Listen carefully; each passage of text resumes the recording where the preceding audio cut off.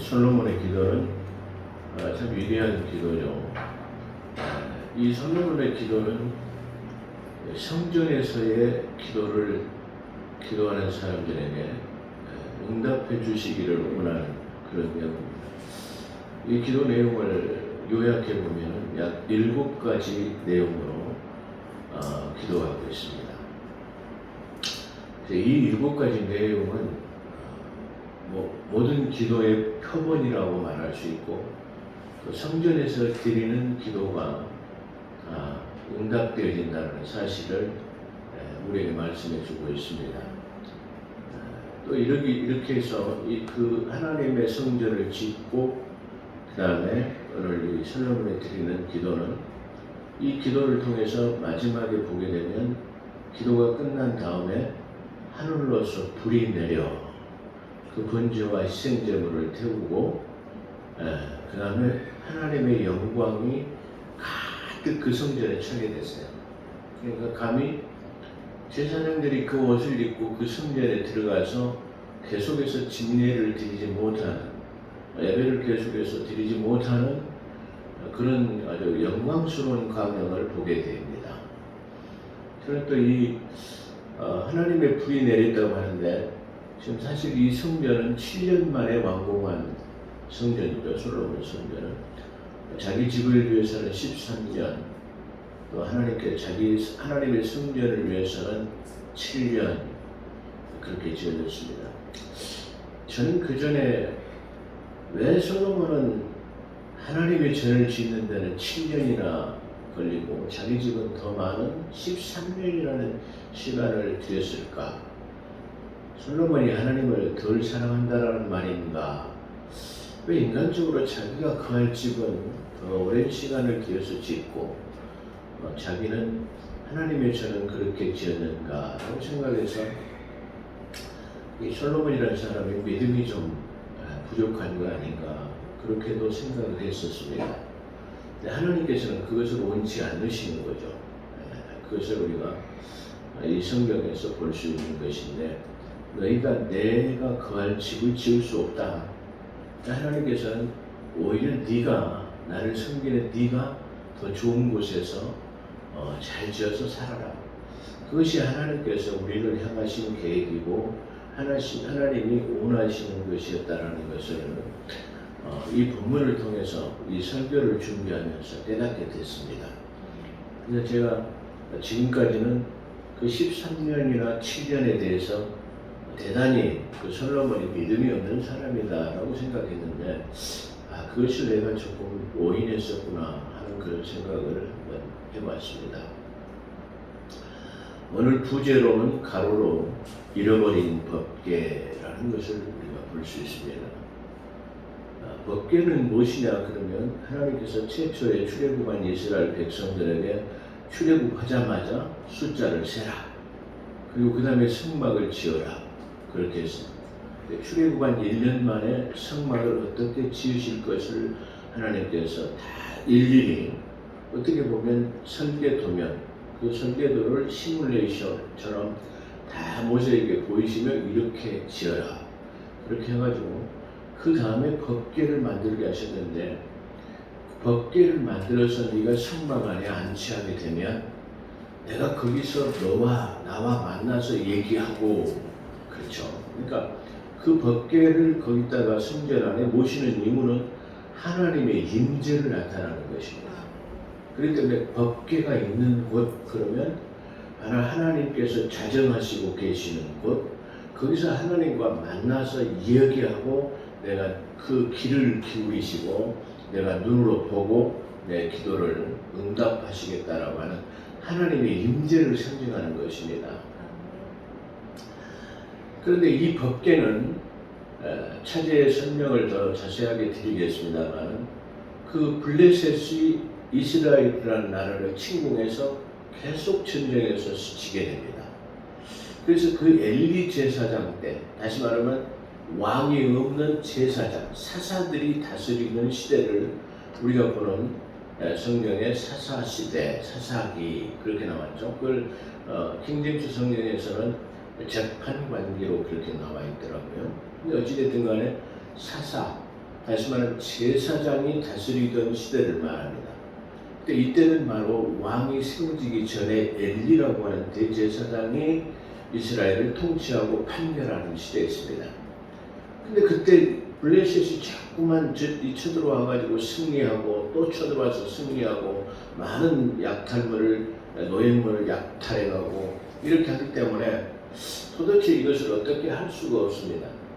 그래서 생각해낸 것이 엘리 제사장의 두 아들들이 야, 우리가 하나님의 법궤를 앞장 세우면 우리가 전쟁에서 이길 수 있을 것이다 라고 생각하고 그 법궤를 그 싸우는 진중에 가지고 가니까 아주 난리가 난 것입니다. 이스라엘 백성들이 의기소침하고 계속 후퇴를 거듭하던 사람들, 그리고 모든 것을 약탈당하고 빼앗기던, 그리고 많은 사람의 죽임을 당하던 때에 하나님의 법궤가 진중에 들어왔다. 그러니까 백성들이 한화로 난리가 났습니다. 이렇게 큰 함성을 지르고 난리가 나니까 저 상대방의 진영에서 갑자기 이게 무슨 소리냐 말이야. 다 죽어가던 저들에게 어떻게 이렇게 의기충천한 이 함성이 들릴 수 있는 것인가 알아봐라 말이야. 여전히 이스라엘 진중에는 하나님의 법궤가 들어왔다고 합니다. 그러니 이제 저 법궤가 일어나 일하면 우리는 다 저 이스라엘 백성들의 종이 되고 우리가 가진 모든 것을 이제 다 빼앗기게 될 것이야. 그렇기 때문에 우리는 이제 죽기 살기로 우리가 저 이스라엘과 싸우지 않으면 이제 우리는 안 된단 말이야.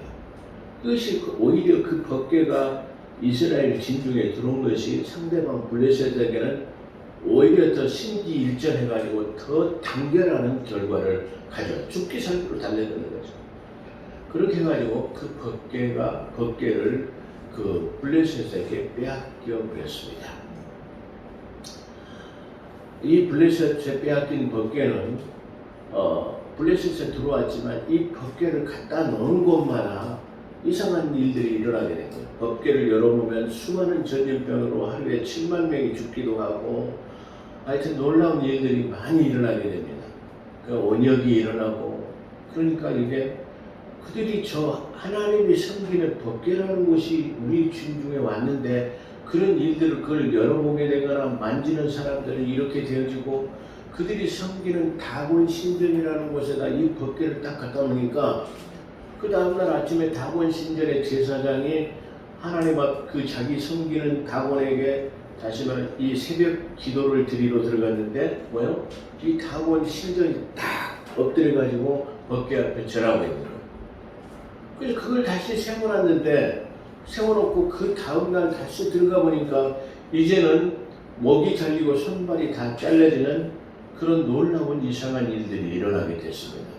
그래서 이 법궤는 저 블레셋에게는 우리는 하나님과 면전에서 얼굴을 맞대고 찾아가신 하나님과 이야기하고 우리의 기도를 들으시는 그 법궤가 저 이스라엘 백성이 아닌 블레셋 군대에 들어가게 되니까 이렇게 다시 말하면 자기의 신전에 신이 다 이게 팔다리가 잘려지고 또 그 다음에는 이 만지게 되면 죽게 되고 언역이 퍼지고 이상한 일들이 일어나서 이 법궤가 자기들에게 있는 것에 대해서는 아주 이게 재앙이에요. 이 법궤를 어떻게 해야 되냐 하는 5 방백들의 의논에 의해서 에글론 방백의 어떤 중심 맹주죠. 그 사람에 의해서 에글론으로 갔다. 이것은 안 되겠다 도저히. 우리에게 있어서는 이것이 우리에게 큰 타격을 가해오기 때문에 더 이상 이 법궤를 우리가 가지고 있을 필요는 없다. 그래가지고 전나는 암소 한 마리에게 다시 이 법궤를 실려가지고 저 이스라엘 향해서 그냥 채찍질을 해버려라. 그렇다고 한다면 이것이 우연이었다고 한다면 전나는 소기 때문에 사실 그 젖먹이는 그 어린 송아지들 때문에 그 짐승 미물이 자기 새끼를 띄워놓고 가지 않을 것이다 말이야. 근데 이것이 하나님의 법궤로 기인한다고 한다면 그 소가 그 법궤를 메고 갈 것이다 말이야. 그래서 그 법궤를 그 송아지에다 실어가지고 채찍질을 하니까 그 소가 음메하며 우면서 자기 송아지 그 새끼를 띄워놓고 이게 법궤를 싣고 이스라엘을 향했습니다. 이렇게 해서 이스라엘을 향했던 법궤는 성전에 안치되지 못하고 다시 말하면 기한여라림이라고 하는 숲의 성읍에 다시 말하면 숨겨져 있었어요. 그것이 자그마치 20년이나 거기에 숨겨져 있었다고 성경에서는 증거하고 있습니다. 그러니까 이스라엘 백성들은 지금 하나님의 법궤 없이 20년이나 살아가는 거예요. 하나님을 떠난 20년의 삶이 얼마나 그들에게 곤고한 삶이었는가를 단편적으로 나타내는 것이죠. 그래서 다윗은 생각하기를 내가 이 법궤를 찾지 않고는 내가 잠자지 않겠다. 차제에 말씀드리겠습니다만 내가 이 법궤를 찾기 전에는 내가 내 집에로 들어가서 내 장막에 들어가서 쉬지도 않고 잠을 자지도 않고 침상에도 오르지 아니하고 내 눈꺼풀로 잠을 들지도 않게 하고 내가 먹는 것도 먹지 않게 하리라 라고 시편 132편 1절에서부터 5절에 나오는 것이 그만큼 다윗이 얼마나 이 하나님의 성전 안에 이 법궤가 있는 것을 얼마나 사모했는가를 말해요. 하나님의 법궤가 없다라고 하는 것은 하나님과 대면하고 그의 임재 안에서 우리가 기도할 수 없다. 하나님을 만날 수 없다라는 것을 단적으로 표현하는 거예요. 그래서 다윗은 이 잃어버린 법궤를 위해서 법궤를 찾기 위해서 이와 같이 내가 졸지도 않고 잠을 자지도 않고 먹지도 않고 침상에 오르지도 않고 내가 그렇게 하리란 말이에요. 그래서 마침내는 기한여라림이라고 하는 숲의 성읍에서 그것을 발견했다. 그래서 그 법궤를 갖다가 다시 말하면 얼마나 반가웠던지 그 기한여라림에서부터의 법궤를 들어오는 소가 이렇게 비포장도로니까 이렇게 움직이는 법궤가 넘어지려고 하니까 우사라는 사람이 넘어지지 않도록 하기 위해서 만져버렸는데 그 죽어버렸어요. 그 자리에서 베레스 우사가 죽어버리는 결과를 가졌어요. 어떻게 생각하겠습니까? 아니 하나님의 법궤를 가져오는데 이런 일이 일어날 수 있었는가? 그래가지고 그 법궤를 가져오지 못하고 그냥 에벳 오돔의 집에다가 그 법궤를 임시적으로 맡겨놨다고 했습니다. 에벳 오돔의 집에 있는 동안 그 법궤가 그러니까 사람들은 법궤가 오는 것을 두려워하는 거 만지니까 죽어버렸어요. 그렇기 때문에 그 법궤를 얼마나 두려워하겠어요. 근데 에벳 오돔이라는 사람은 이 법궤를 우리 집에다 모시겠습니다. 그 에벳 오돔의 집에 하나님의 법궤가 석 달간인가 머물렀는데 하나님께서 에벳 오돔의 집에 복을 내리시니라. 나중에 보니까 이 에벳 오돔은 다윗에 의해서 그가 하나님의 성전을 지키는 수문장으로 임명되었더라고요. 어찌됐든 간에 이렇게 해서 다윗은 이 법궤를 모시기 위해서 이게 도대체 어떻게 된 것이냐. 우리가 하나님을 예배하기 위해서 그 법궤를 성전으로 안치시키려고 하는데 이것은 이런 일이 일어나면 어떻게 된 것이냐 말이에요. 그렇게 해서 그 연유를 대제사장과 서기관들 모든 사람들을 모아서 물었습니다. 그런데 그 이유는 하나님의 법궤는 반드시 대제사장이 두 사람이 제일 꾀로 끼어가지고 가마를 매듯이 앞에서 제사장이 한 명, 뒤에서 제사장이 한 명이 모셔야만 된다는 것이에요. 그게 법궤를 모시는 규례예요. 그래서 다윗은 이제 다시 얻은 종교회를 소집해가지고 그 결론을 얻은 다음에 그 대제사장 2명을 선발해가지고 에벳 오돔에 있는 그 법궤를 갖다가 다윗성으로 옮겼다라는 성경의 기록이 있습니다. 다시 말 그렇게 해서 이 성전에다가 다시 말 법궤는 들어왔지만 하나님의 다윗의 통치 시대에 그렇게 많은 영토를 차지하고 이 법궤는 찾아왔는데 이 법궤를 안장시킬 만한 성전이 없다는 것이에요. 그래서 다윗은 그 하나님의 성전을 짓기 위한 열망으로 하나님께 기도했습니다. 근데 하나님께서는 허락하지 않으셨습니다. 너는 너무나 많은 전쟁의 피를 흘렸기 때문이다. 그렇기 때문에 네가 성전을 지을 수가 없고 네 다음의 날 내 후손을 통해 다시 말하면 솔로몬을 통해서 내가 성전을 짓겠다라고 하는 것이에요. 그래서 그렇게 열망했던 성전을 다윗은 짓지 못했어요. 그랬는데 그 솔로몬이라는 사람이 오늘 그 법궤 찾아온 법궤를 안장시키기 위해서 솔로몬의 성전을 짓고 그 법궤가 안장되는 순간입니다. 할렐루야. 그 잃어버린 법궤를 찾게 되는 것입니다. 오늘 나와 여러분도 이 주제, 잃어버린 법궤라는 솔로몬의 위대한 기도가 불의 응답을 받을 수 있었던 것은 하나님의 임재 안에 우리가 기도했기 때문에 그 임재는 바로 오늘날 하나님의 교회인 줄로 믿습니다. 그 교회에 와서 기도한다는 사실이 얼마나 귀하다는 것을 우리가 알 수 있습니다.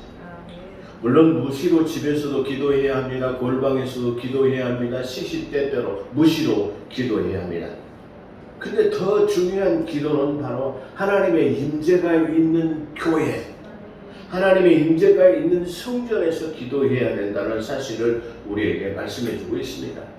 그렇기 때문에 우리가 그 법궤가 안장되어져 있는 잃어버린 법궤를 찾아야 합니다.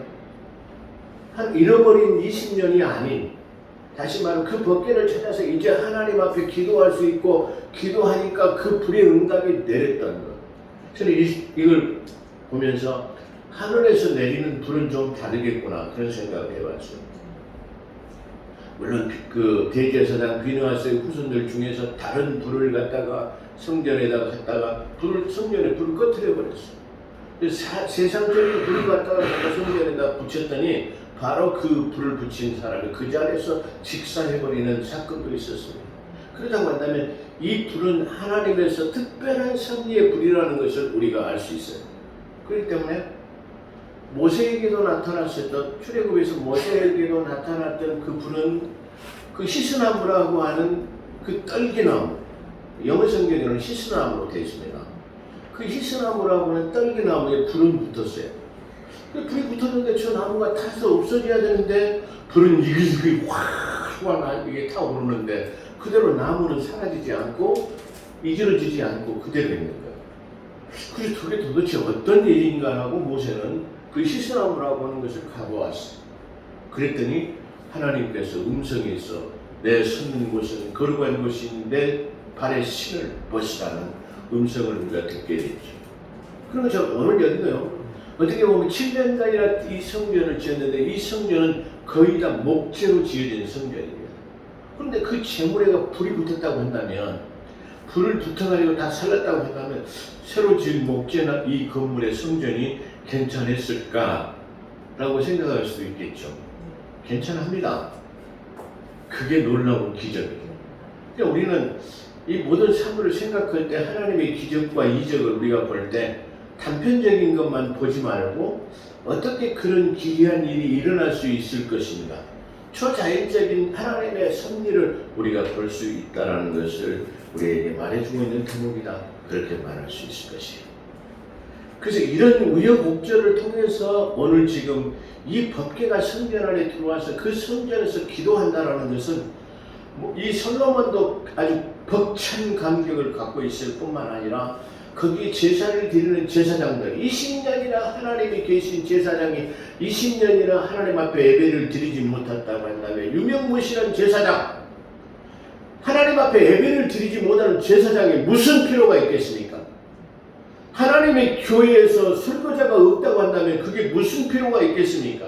하나님의 교회에 성도들이 모이지 않는다고 한다면 그 교회는 무슨 필요가 있겠습니까? 아주 우리에게 이 시대에 많은 것을 우리에게 시사하고 있는 대목이다, 그렇게 생각할 수 있는 것입니다. 그렇기 때문에 20년 동안 예배를 드리지 못했던 이 대제사장들, 20년 동안이나 성전이 없어 법궤가 없는 곳에서 예배하지 못한 이스라엘 백성들이 그 지금 이 광경을 봤을 때 어땠을까요? 얼마나 영광스럽고 광영스러운 자리였는가 우리가 그것을 생각해봐요. 우리는 하나님의 전, 하나님을 만나기 위해서 교회에 오는 마음이 어떠한 마음이었을까? 우리가 그걸 한번 생각해보고, 오늘 우리는 이러한 감격, 하나님을 만난다라고 하는 감격을 가지고 과연 우리가 하나님 예배에 임한 것인가를 생각해 보게 하는 대목입니다. 그래서 우리는 솔로몬의 기도 응답에 앞서서 다윗의 언약을 먼저 생각해 봄으로써 은혜 받기를 원합니다. 사무엘하 7장 11절 13절을 보면 다윗과의 언약을 체결하신 내용이 나옵니다. 여호와가 너를 위하여 집을 짓고 너를 위해서 집을 짓는다라는 거예요. 아까 제가 이 말씀을 통해서 솔로몬이 자기 집을 짓기는 13년, 하나님의 성전은 7년이라는 생각을 불식시키게 됐어요. 하나님은 오히려 내가 너를 위해서 집을 지어라, 너를 위해서 더 좋은 집을 지으라는 내용과 같은 것입니다. 여호와가 너를 위하여 집을 짓고 내 수완이 차서 내 조상들과 함께 누울 때에 내가 내 몸에서 날 내 씨를 내 뒤에 세워 그의 나라를 견고하게 하리라. 이것을 다윗의 언약이라고 하죠. 그는 내 이름을 위하여 집을 건축. 그는 누구죠? 네 아들 솔로몬을 지칭하는 것입니다. 그는 내 이름을 위하여 집을 건축할 것이요 나는 그의 나라 왕위를 영원히 견고하게 하리라. 여기 조건부적이죠. 물론 뒷변에 보게 되면 내가 너의 보좌를 영원히 있게 하리라, 영원히 그것을 견고하기라 하는 거예요. 그 단서 조항이 있는데 내가 마음을 다하고 정성을 다하고 율례와 법도를 지켜 행하면 내 아버지 다윗과 약속한 것을 내가 끝까지 지키겠다라는 것이죠. 다윗은 통치가 완성돼가고 평화롭게 되자 하나님의 전을 지어야 되겠다고 생각했습니다. 그는 하나님에 대한 특심과 열정이 특출한 사람이었습니다. 시편 132편 1절 5절을 보면 제가 조금 전에 소개한 것, 그가 그 얼마나 하나님의 임재와 법궤가 안치된 성전을 사랑했는가를 잘 나타내는 대목입니다. 시편 132편 1절, 여호와여 다윗을 위하여 그의 모든 겸손을 기억하소서. 그가 여호와께 맹세하며 야곱의 전능자에게 소원하기를 내가 내 장막의 치료에 들어가지 아니하며 내 침상에 오르지 아니하고 내 눈으로 잠들게 아니하며 내 눈꺼풀로 졸게 하지 아니하기를 여호와의 처소 곧 야곱의 전능자의 성막을 발견하기까지 하리라 하였나이다. 성막의 법궤를 그 법궤를 내가 찾기 전에는 내가 식음을 전폐하고 집도 들어가지 아니하고 그냥 다시 말하면 내 집무실에서 이것을 찾기까지 하겠습니다. 그렇자마자 우리가 간단하게 생각해 볼 일이 아니에요. 다윗은 이스라엘을 통치한 군주예요. 전 병사를 동원해가지고 이스라엘 전체의 나라를 산사치 산악수색을 해가지고 이 법궤를 찾는다라는 말이에요. 얼마나 그가 법궤를 찾기 위해서 심혈을 기울였는가를 하는 것을 말하는 대목이죠. 내가 그 성막을 그 법궤를 발견하기까지 하리라 하였나이다. 다윗은 이 말은 다른 말로 하면 성막에 법궤가 없다라고 하면 거의 뭐예요? 성막이 아니라는 말이에요. 비로소 법궤가 있을 때만이 그게 성막이 될 수 있는 거죠. 내가 법궤를 발견하기까지 하였나이다. 다윗은 잃어버린 법궤를 찾아 성전에 자정하신 하나님을 경배하기를 간절히 소망하는 그의 결단을 볼 수 있는 그런 장면입니다. 아까 소개한 것처럼 엘리 제사장 때 블레셋과 전쟁에서 계속 패하게 되자 그의 아들들의 법궤를 앞세우며 전쟁에 승리할 것을 생각으로 법궤를 앞세웠지만 도리어 법궤마저 빼앗겨버린 그 법궤를 찾고자 하는 다윗의 열망을 지금 말하고 있습니다. 아까 소개한 것처럼 그들이 가지고 있을 수 없어가지고 베세메스를 행해가지고 그냥 소에다가 실어가지고 채찍질해서 보내버리고 난 연후에 그 법궤가 어디에 있었는가? 성경은 바로 기한열한이라고 하는 숲의 성읍에 있었다. 그 숲의 성읍에 그에게 20년 동안이나 있었다는 것을 우리에게 말하는 대목입니다. 역대상 22장 16절로 8절에 보게 되면 다윗이 그의 아들 솔로몬을 불러 이스라엘 하나님 여호와를 위하여 성전 건축하기를 부탁하여 다윗이 솔로몬에게 이르되 내 아들아 나는 내 하나님 여호와의 이름을 위하여 성전을 건축할 마음이 있었으나 여호와의 말씀에 내게 임하여 이르시되 너는 심히 피를 많이 흘렀고 크게 전쟁을 하였느니라. 내 앞에서 피를 많이 흘렸은즉 내 이름을 위하여 성전을 건축하지 못하리라. 저는 하나님께서 다윗에게 네가 피를 많이 흘렸기 때문에 성전을 건축하지 못한다 라고. 다시 여기서 저는 또 하나 발견하는 것은 각자 하나님께서 우리를 향하신 사명이 다르다라는 것입니다. 다시 말하면 다윗은 이 모든 적군들을 물리쳐가지고 다시 이스라엘을 통일 국가로, 다시 말하면 신정 통치 국가로 만드는 데 다윗의 목숨이 끝나는 거예요. 그 다음에 성전을 짓는 것은 바로 솔로몬의 역할. 모든 사람이 하나님께서 향하신 계획이 사명이 조금씩은 다르게 나타나는 거예요. 사실 부정적인 말은 너는 피를 많이 흘려서 전쟁에 그렇게 많이 큰 전쟁을 수없이 치렀는데 너는 안 돼, 그런 것이 아니에요. 그가 내 이름을 위하여 성전을 건축할지라 그런 내 아들이 되고 나는 그의 아버지가 되며. 여기서 중요한 것은 그는 뭐죠? 나는 너의 하나님이 되고 너희는 내 백성이 되리라고 하는 아브라함의 언약과는 좀 다르게 나타나죠. 물론 그런 측면에서 나는 너희 아버지같이 되리라. 내가 너희 아버지가 되리라. 너는 내 아들이 되고 나는 너희 아버지가 되어 그의 나라와 왕위를 이스라엘 위에 굳게 세워서 영원까지 이르게 하리라 하셨느니라. 솔로몬은 이러한 우여곡절에 특별하신 은혜를 힘입어서 7년 동안 대의 역사를 거쳐 드디어 성전을 안공하게 되었고, 안공하는 중공신날 봉헌 기도를 통한 7가지 기도 내용을 통한 강구의 소원을 응답하는 것입니다. 하나님이 계시는 그 법궤가 있는 성전에서 이 솔로몬은 기도하기 시작합니다. 두 손을 들어서 하나님께 기도합니다. 두 손을. 우리는 가끔 보다 보면 두 손을 들고 기도한다는 것은 우리에게 중요한 의미가 있을 것입니다. 그렇죠? 야곱도 기도의 내용을 말할 때 디모데전서에 보게 되면 뭐라고 말해요? 기도는 기도의 종류를 말하는데 첫째 기도하는 것이 있고 둘째는 도고와 간구와 중보가 있느니라. 4가지 기도의 종류는 4가지밖에 없다라고 그 디모데전서에 분명하게 증거하고 있습니다. 그러면서 이 4가지의 기도를 말하면서 사도 바울은 우리에게 권면하고 있는 것이 너희가 그 기도하는 처소에서 거룩한 손을 들어 하나님께 기도하라. 솔로몬도 지금 두 손을 들고 기도해요. 성경 시편에 보게 되면 요소에 다윗은 손을 들어 하나님을 찬양하고 하나님 손을 들어 하나님께 기도한다라는 내용이 많이 나타나고 있습니다.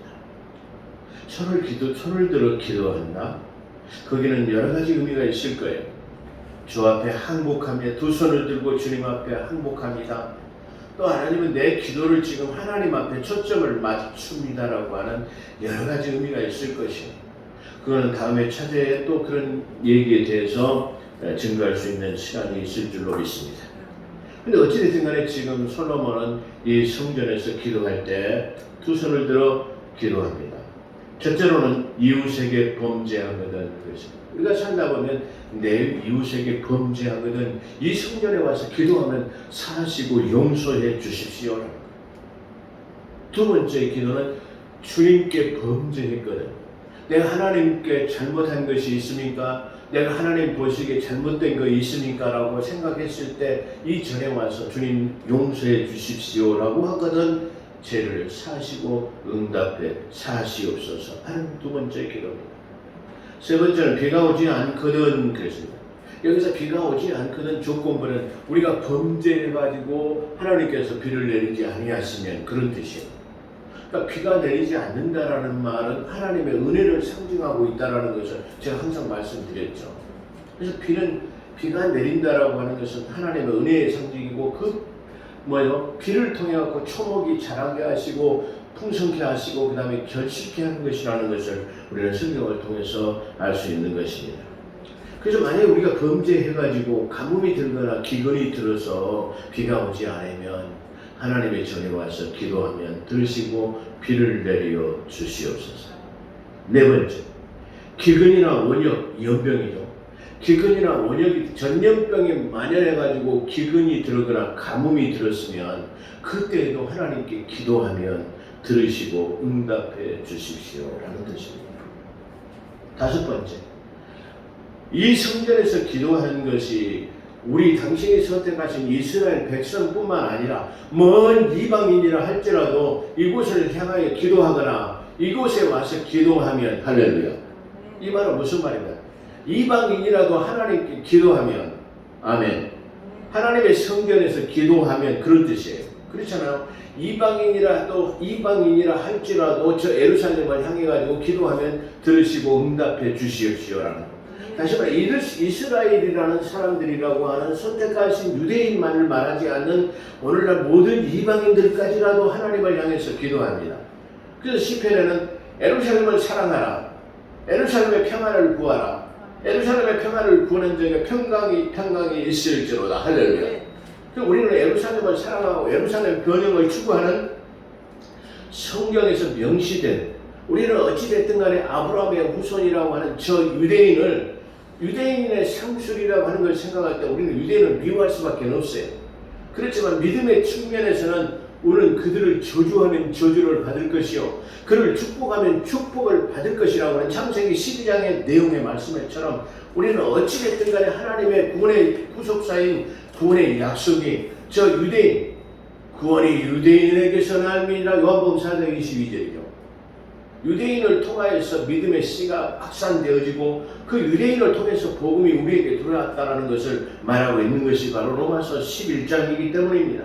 그렇기 때문에 우리는 원래 돌감람나무 같은 열매를 맺을 수 없는 쓴 땡감이었지만 그 단감 같은 저 원감람나무인 유대인에게 접붙임이 됨으로 말미암아 우리가 구원을 얻게 되었다고 하는 것이 바로 로마서 11장의 결론이기 때문이 그렇습니다. 그래서 이방인이라도 할지라도 주의 성전을 향해서 기도하거든 들으시고 응답해 주십시오. 할렐루야. 그래서 우리는 이 말씀대로 기도하면 모든 것이 솔로몬의 기도의 내용을 지금 함축하고 있는데 이 함축된 기도 내용으로 하나님께 기도하면 모든 것이 다 응답받아 줄 줄로 믿습니다. 불의 응답으로 역사해 주실 것을 믿습니다. 여섯 번째로는 전쟁이 났다 할지라도 전쟁이 나서 다시 말하면 그때도 우리가 동행하십시오. 또 만약에 우리가 전쟁이 나가지고 우리가 전쟁의 포로로 잡혀갔다 할지라도 예루살렘을 향하여서 기도하면은 우리가 포로에서 돌아올 수 있도록 하십시오. 할렐루야. 우리는 이 앞전에 우리가 공부한 것처럼 다니엘은 하루에 3번씩 예루살렘의 창문을 열어놓고 예루살렘을 향하여서 기도했을 때 70년 만에 그가 포로에서 귀환되어지는 역사를 우리가 볼 수 있었습니다. 할렐루야. 그러면 다니엘은 뭡니까? 이 솔로몬의 위대한 기도를 알고 있었기 때문에 그 기도의 위대한 기도의 형식에 따라서 그대로 기도했더니 저 바벨론 포로로 잡혀갔던 모든 사람들이 귀환하는 역사로 그 느부갓네살의 후손 다리오 왕 누굽니까? 다리오 왕을 통해 가지고 너희는 본국으로 귀환하라. 그리고 귀환해서 하나님의 성전을 건축하라는 명령이 우리는 내려졌다는 사실을 우리가 합니다. 그래서 이 다니엘은 그걸 알았던 거예요. 그 솔로몬의 성전에서 법궤가 있는 임재에 있는 곳에서 이 약속을 받았고 확증을 받았던 내용이기 때문에 예루살렘을 향하여 3번 문을 열고 하나님 앞에 기도했더니 그렇죠. 그의 기도 응답이 이루어진 줄로 믿습니다. 그래서 예루살렘의 성전을 향해 기도하거든 그렇습니다. 응답하시고 7번째 나의 하나님이여 이제 이곳에서 하는 기도에 눈을 드시고 귀를 기울이셔서 여호와 하나님이 일어나 들어가사 주의 능력의 계와 함께 주의 평안한 처소에 계시옵소서. 여호와 하나님이 원컨대 주의 제사장으로 구원을 입게 하시고 제사장으로 구원을 입게 지금까지 예배를 드리지 못했는데 이제 제사장들이 드리는 그 예배의 은혜를 내리시고 할렐루야 그런 뜻이죠. 그래서 그 제사장들의 구원을 입게 하시고 주의 성도들에게 은혜를 기뻐하게 하소서.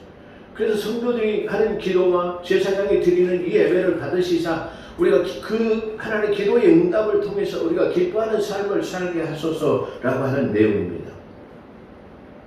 여호와 하나님이여 주의 기름 부음 받은 자들에게 얼굴을 돌이키지 마옵시고 주의 종 다윗에게 베푸신 은총을 기억하옵소서. 저는 이 말씀을 통해서 우리가 깨달을 수 있는 주의 기름 부음 받은 자라는 주의 기름 부음 받은 자이기 때문에 특별하신 제사장 그리고 이스라엘 왕 그 다음에 선지자들에게만 국한하지 않는 글 다시 말하면 그리스도라는 말은 메시아라는 뜻이에요. 그리스도라는 말은 기름 부음 받은 자 메시아를 말해요. 그래서 그리스도라는 말은 기름 부음 받은 자 그래서 우리를 지칭하기를 뭐라고 하냐 그리스도인이라고 하는 거예요. 나와 여러분은 기름 부음 받은 자라는 사실을 우리가 기억해야 할 것입니다. 그래서 우리는 그래서 왕 같은 제사장이 그의 소유된 백성이 베드로후서 2장 9절에 나타나 있죠. 그래서 지금은 만인 제사장 같은 나와 여러분이 바로 예수 그리스도를 믿는 자는 하나님의 자녀의 본처로서 나와 여러분의 기름 부음 받은 자들의 자녀가 된 줄로 믿습니다. 그래서 여기서 나오는 기름 부음 받은 자는 저 이스라엘의 대제사장이나 왕에게 국한되지 않는 이방인에 속한 나와 여러분도 해당된다는 사실을 기억해야 될 줄로 믿습니다. 솔로몬의 기도가 마치자 불이 하늘에서부터 내려와서 그의 번제물과 그리고 제물들을 사르고 여호와의 영광이 그 전에 가득하니 그랬습니다. 여호와의 영광이 가득 차다는 것은 우리가 마치 그 연극을 보게 되고 하면은 큰 휘장이 거쳐지고 그 주인공이 나타나기 전에 그냥 구름이 이게 구름 같은 그 연막 같은 안경이 쫙 이게 피어오르면서 막이 열리죠. 그런 것처럼 거기에는 이 구름 같은 그 영광이 하나님의 전에 그냥 팍 차버렸습니다. 그래서 그 영광이 가득 차버리니까요. 제사장이 그 안에 들어가서 다시 말하면 뭐 보여야 진례를 하죠. 뭐 보여야 다시 말하면 예배를 드릴 수 있죠. 드릴 수 없게 되어버립니다. 얼마나 큰 영광이었다라는 것을 말하는 것이죠.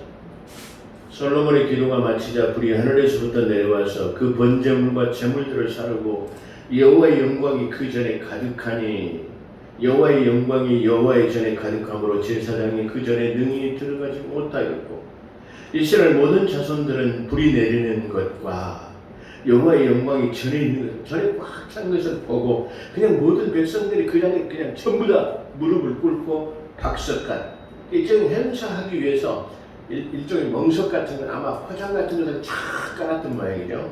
거기에 일제히 땅에 엎드려서 경배하며 여호와께 감사하며 가로되 선하시도다 그의 인자하심이 영원하니라 합니다. 이런 것처럼 우리가 잃어버린 다시 말해 하나님을 우리가 잃어버리고 법궤 없이 살아왔던 것이 얼마인가, 만약 하나님이 없는 것처럼 살아왔는 것이 얼마인가라는 걸 우리가 생각하고 법궤를 오늘 여러분들이 옆에 모시게 되기를 주의 이름으로 축원합니다. 늘 하나님이 내 곁에 계신 것처럼 그 잃어버린 법궤를 찾게 되시기를 주의 이름으로 축원합니다. 이렇게 돼서 우리가 오늘 솔로몬에 나온 그 기도는 바로 오늘날 이 시대를 살아가는 우리에게도 동일하게 역사합니다. 그래서 이게 이 성경에 기록된 것은 다시 말합니다. 우리가 율법으로서 구원받을 수 없기 때문에 우리가 복음으로 구원을 받았다라고 말하는 사람들이 그래서 구약이라고 하는 율법은 필요 없다? 절대 아닙니다. 사도 바울은 그것을 모든 성경은 하나님의 감동하심을 입어 영감으로 기록된 책이니 오늘 이 시대를 살아가는 나와 여러분에게도 교훈과 가르침을 주기에 훈계하기에 조금도 부족함이 없는 책이라고 말씀하고 있다는 사실을 우리가 기억해야 할 것입니다. 그래서 여러분들이 잃어버린 법궤를 찾게 되시고 주 앞에 드리는 모든 기도가 오늘 솔로몬의 기도의 그 형식의 폼에 따라서 기도에서 다 기도의 응답을 받는 그런 복된 삶이 되시기를 주의 이름으로 축원합니다. 기도하겠습니다. 거룩하시고 자비로우신 하나님, 오늘 이 솔로몬의 기도를 통해서 또 다윗의 열정을 통해서 이 법궤를 다시 찾아와 하나님의 성전에 하나님 아버지 다시 거할 수 있도록 하게 하신 것이 얼마나 강영스러운 것인가를 우리가 보게 하는 장면입니다. 오늘 하나님 앞에 기도합니다. 우리가 하나님을 잃어버리고 하나님이 없는 것 같이 살아왔던 시간들이 얼마였습니까? 이제 하나님 아버지 그 잃어버린 법궤를 찾게 하시고 늘 하나님의 성전에 몰라 하나님께 기도하는 솔로몬과 같은 기도를 통해서 우리의 기도에 불의 응답으로 역사하시는 하나님을 체험하며 우리가 하나님 앞에 엎드려 감사하여 기뻐하는 하나님 찬양을 올릴 수 있는 믿음의 사람들이 다 되게 도와주시옵소서.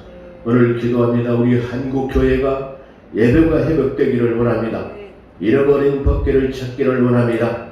잃어버린 20년 하나님 앞에 예배하지 못하는 제사장들이 자기의 책무를 다하는 그런 대제사장들이 다 될 수 있게 도와주시옵기를 아버지 간절히 바라고 원합니다. 오늘도 함께 하신 것 감사하며 우리 구주 예수 그리스도 이름으로 감사기도 드리옵나이다. 아멘.